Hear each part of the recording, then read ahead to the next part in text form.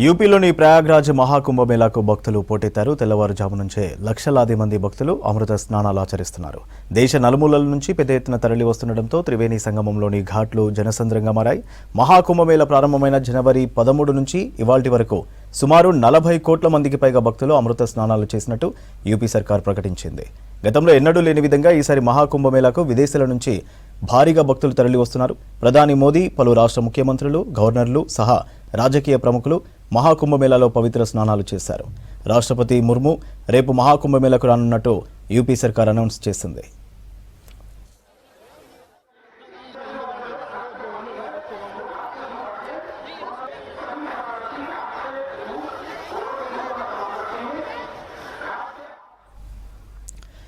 మహాకుంభమేళాలో మొత్తం 6 శుభముహూర్తాల్లో ఇప్పటికే 4 పూర్తయ్యాయి. ఈ నెల 12న మాఘ పౌర్ణమి, 26న మహాశివరాత్రి ఉండడంతో యోగి ఆదిత్యనాథ్ సర్కార్ భద్రతాపరమైన చర్యలపై ఫోకస్ పెట్టింది.